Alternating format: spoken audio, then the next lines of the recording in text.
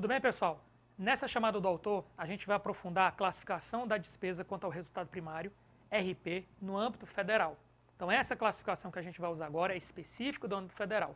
É óbvio que é bom você saber a diferença da despesa financeira para a despesa primária.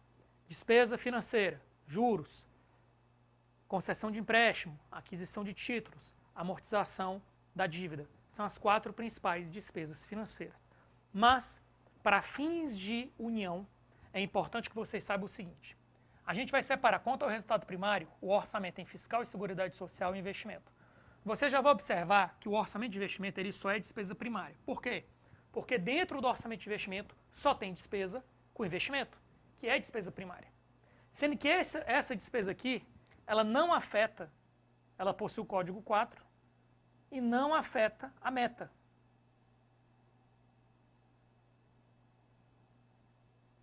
Não afeta a meta fiscal. Por que não afeta a meta fiscal? Porque a meta fiscal foi criada pela Lei de Responsabilidade Fiscal. E a LRF ela não se aplica ao orçamento de investimento, ela só se aplica ao orçamento fiscal e seguridade social. Vamos avançar. Aí você tem aqui o orçamento fiscal e seguridade social, a despesa financeira e primária. A despesa financeira, ela recebe o código 0 e ela não pode ser contingenciada. Quem diz isso? A própria LRF. Aí você tem a despesa primária, que vai se dividir em obrigatória e discricionária. A despesa primária e discricionária, que recebe o código 1, ela também não pode ser contingenciada. Quem diz isso? A própria LRF. Então a gente está vendo que a própria LRF ela já estabelece algumas despesas que não vão ser contingenciadas. E aí você notou agora que sobrou as despesas do orçamento fiscal e seguridade social, que são primárias e que são discricionárias. E por um acaso você está vendo aqui escrito emendas individuais, emendas estaduais, emendas de comissão, emendas do relator. Então, por mais que a gente saiba que as emendas constitucionais 86, 100, 102, 105 tornaram impositivas as emendas individuais e estaduais, a rigor, essas despesas são primárias e discricionárias. Tanto é que, se tiver uma que cumpriu uma meta fiscal, se tiver que fazer um contingenciamento para alcançar uma meta de resultado primário, essas emendas aqui elas não serão executadas.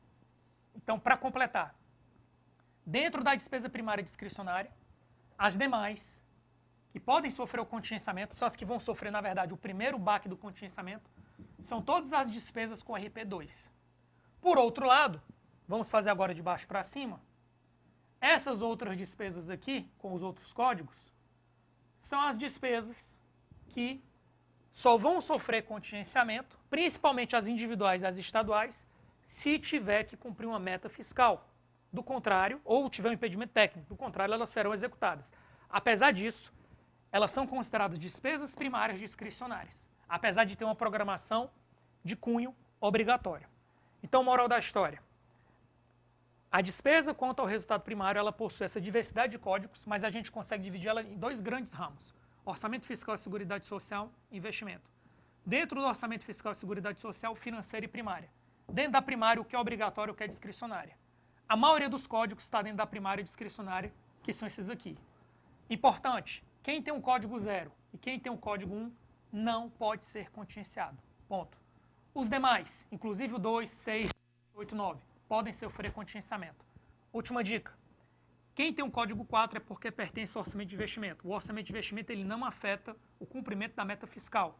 Então ele não impacta esse contingenciamento quando tem necessidade de função de cumprir a meta de resultado primário, porque a meta de resultado primário é uma meta criada pela LRF.